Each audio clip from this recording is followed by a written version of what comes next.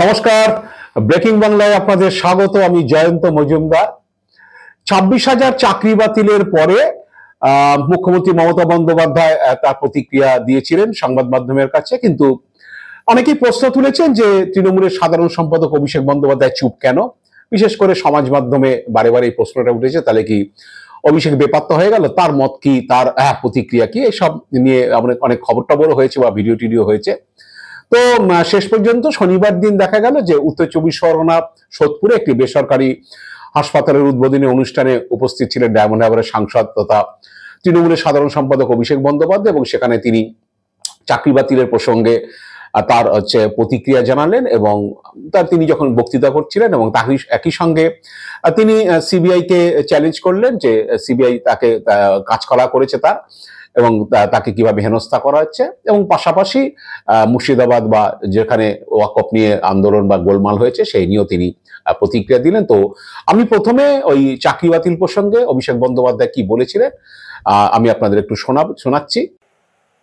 অযোগ্য কেউ চাকরি পেয়ে থাকে, তার বিরুদ্ধে ব্যবস্থা হোক, তার বিরুদ্ধে তদন্ত হোক, তাকে শ্রীঘরে পাঠান, তার চাকরি যাক, তাকে টাকা ফেরত দেওয়া করান। কিন্তু কিছু অযোগ্য লোকের জন্য আপনি প্রায় 16-17 হাজার যোগ্যদের চাকরি কেড়ে নিতে পারেন না। আমি এখানে বিজেপির ধারাবাহিকতা দেখছি যে একজন ভুল করেছে, পুরোটা বাতিল করে দাও। আচ্ছা বলুন তো, এই হাসপাতালে 100 জন ডাক্তার, পরবর্তীকালে 300-400 জন ডাক্তার কাজ করবে, 1000 জন স্টাফ কাজ করবে। কেউ যদি কোনো ভুল করে থাকে হাসপাতাল বন্ধ করে দেওয়া উচিত, বন্ধ করে দেওয়া উচিত। একজন পৃথক বা দুজন পৃথক বা 5 জন পৃথক যদি ভুল করে থাকে তাদের বিরুদ্ধে ব্যবস্থা হোক, কেউ তো বারণ করছে না। কিন্তু 5 জনের ভুলের শাস্তি আপনি 5000 লোককে দেবেন, 100 জন ভুলের শাস্তি আপনি 17 লক্ষ লোককে দিয়েছেন। 17 লক্ষ তো আমি কম বলছি, আমি খালি আবাস আর আবাস প্লাসের তালিকা বলছি। যদি আপনি প্রকৃত অর্থে প্রকৃত প্রাপকের সংখ্যা বার করেন, 50 লক্ষ মানুষের বাড়ির টাকা কেন্দ্র সরকার আটকে রেখেছে। এই স্বাস্থ্য ক্ষেত্রে ক পয়সা দিয়েছে কেন্দ্র সরকার? স্বাস্থ্যমন্ত্রীকে বলুন পরিসংখ্যান নিয়ে আর শ্বেতপত্র প্রকাশ করে যে অন্য রাজ্যে কত টাকা দেওয়া হচ্ছে আর বাংলায় কত টাকা দেওয়া হচ্ছে, প্রকাশ করুক কি কাজ করা হয়েছে। এমনকি আমি যখন ডায়মন্ড হারবারে 2024 সালের প্রথম দিকে বার্ধক্য ভাতার শ্রদ্ধার্ঘ প্রকল্প শুরু করি, তখনও যাতে আমি এটা না করতে পারি সে কারণে বিভিন্ন ট্যাক্স অথরিটিকে দিয়ে চিঠি পাঠানো হয়েছে, আমাকে ভয় দেখানো। আবার আমরা যখন সেবাশ্রয় করেছি, যারা 12 লক্ষ মানুষকে বিনামূল্যে বিনা পয়সায় চিকিৎসার পরিষেবা পৌঁছে দিয়েছে, ওষুধ পৌঁছে দিয়েছে, বিভিন্ন রকমের টেস্টের রিপোর্ট পৌঁছে দিয়েছে, তাদের অস্ত্রোপচারের ব্যবস্থা করেছে, তাদের হাসপাতালে ভর্তি করে বিভিন্ন রেফারেল সেন্টারে পাঠিয়ে তাদের চিকিৎসার ব্যবস্থা করেছে। বিভিন্ন ট্যাক্স অথরিটিকে দিয়ে চিঠি করানো হচ্ছে যাতে আমি পিছিয়ে যাই। এবার সিবিআই সম্পর্কে প্রতিক্রিয়া দিয়েছেন যে সিবিআই কিভাবে তাকে হেনস্থা করেছে। 5-6 বছর ধরে তিনি নিম্ন আদালত থেকে সুপ্রিম কোর্ট পর্যন্ত সেই নিয়ে লড়াই করেছেন, কিন্তু আলটিমেটলি সিবিআই তাকে কিছু করতে পারেনি, তারা কাজকলা করেছে এই বলে তিনি প্রতিক্রিয়া দিয়েছেন। তো কি প্রতিক্রিয়া দিয়েছেন আমি আপনাদের শোনাচ্ছি। 5 বছর 6 বছর 7 বছর ধরে আমি ইডি সিবিআই এর বিরুদ্ধে লড়াই করছি, লোয়ার কোর্ট থেকে হাইকোর্ট, হাইকোর্ট থেকে সুপ্রিম কোর্ট। তোমার সিবিআই আমার কাঁচকলা করেছে আর আগামী দিন কাঁচকলা করবে। আমি মানুষকে পরিষেবা দেওয়ার জন্য এসেছি, মানুষকে পরিষেবা দেবো। কেউ কেশাগ্র স্পর্শ করে দেখাও মানুষের ক্ষমতা কি, আগামী দিন লেজে গোবরে বুঝিয়ে দেবো। কাজ মানুষকে পরিষেবা দেওয়া। আমরা যারা এখানে রয়েছি, যারা জনপ্রতিনিধিরা রয়েছি, মাথায় রাখবেন যারা ডাক্তাররা রয়েছেন, চিকিৎসা ব্যবস্থার সাথে যুক্ত রয়েছেন, আমাদের সকলের দায়িত্ববান হওয়া উচিত, দায়িত্বশীল হওয়া উচিত। আমি একজন জনপ্রতিনিধি, কিন্তু আমি একজন দায়িত্ববান জনপ্রতিনিধি। জনপ্রতিনিধি হয়ে গিয়ে খালি ভোটে জিতে আমার কাজ শেষ নয়। এখানে অনেক মিউনিসিপ্যালিটি চেয়ারম্যান ভাইস চেয়ারম্যানকে আমি দেখতে পাচ্ছি, ডায়মন্ড হারবার থেকেও বজবজের মিউনিসিপ্যালিটি চেয়ারম্যান ভাইস চেয়ারম্যান এসছে।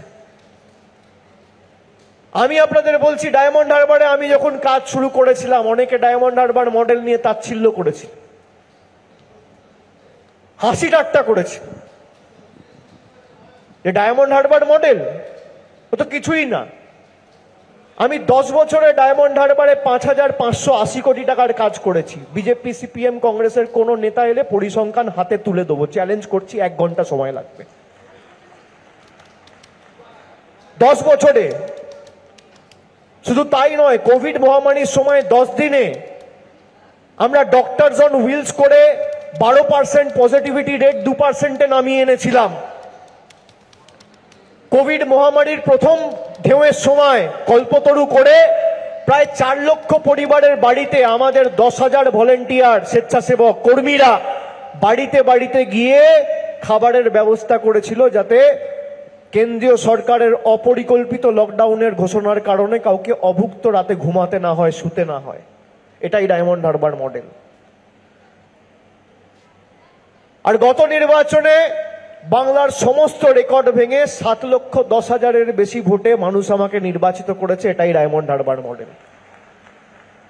আর গতকাল যে ডায়মন্ড হারবার ফুটবল ক্লাব আমরা 3 বছর আগে শুরু করেছিলাম, ক্যালকাটা ফুটবল লিগের ফার্স্ট ডিভিশন থেকে শুরু করে premier B, premier A, I League third, I League second, আজকে বাংলা থেকে ইস্টবেঙ্গল, মোহনবাগান আর মোহামেডানের পরে 4র্থ বাংলার ক্লাব যে আই লিগে কোয়ালিফাই করেছে। এটাই ডায়মন্ড হারবার মডেল। এবং রাজ্যে বিভিন্ন জায়গায় যে গোলমাল বা বিশেষ করে মুর্শিদাবাদে যে গোলমাল হচ্ছে, তো সেই নিয়ে তিনি সকলকে সতর্ক থাকতে বলেছেন এবং যে শান্তি শৃঙ্খলা বজায় রাখার কথা বলেছেন এবং সম্প্রীতি বজায় রাখার কথা বলেছেন এবং বলেছেন যে কেউ কেউ আগুন জ্বালানোর চেষ্টা করছে, তো সে বিষয়ে সতর্ক থাকতে হবে। তো সেই নিয়ে কি বলেছেন আমি আপনাদের শুনিয়ে দিচ্ছি। আমি সকলকে অনুরোধ করব, বাংলার কৃষ্টি সংস্কৃতি বজায় রেখে আমাদের এলাকার শান্তি শৃঙ্খলা এবং সম্প্রীতি যাতে অক্ষুণ্ণ থাকে, আমাদের প্রত্যেককে সজাগ থাকতে হবে, সচেতন থাকতে হবে। কেউ কেউ চায় বাংলায় যাতে আগুন জ্বলে, কেউ কেউ চায় বাংলার টাকা আটকে দিয়ে বাংলাকে ভাতে মারতে, বাংলাকে পেটে মারতে। আমাদের সরকার থাকার দিন পর্যন্ত বাংলার একটা মানুষকে ভাতে মারার বা পেটে মারার দুঃসাহস কেন্দ্র সরকার দেখাতে পারবে না। আমি আপনাদের দায়িত্ব নিয়ে বলে দিয়ে যাচ্ছি। তো অভিষেক বন্দ্যোপাধ্যায় প্রতিক্রিয়া আপনারা শুনলেন, কি বলে তার মতামত বিভিন্ন ইস্যুতে। বর্তমানে অনেকদিন বাদে তিনি যে একটি প্রকাশ্য সভায় তিনি এই বক্তৃতা করেছেন। তো আজ এ পর্যন্তই। আপনারা ভালো থাকবেন, সুস্থ থাকবেন। নমস্কার।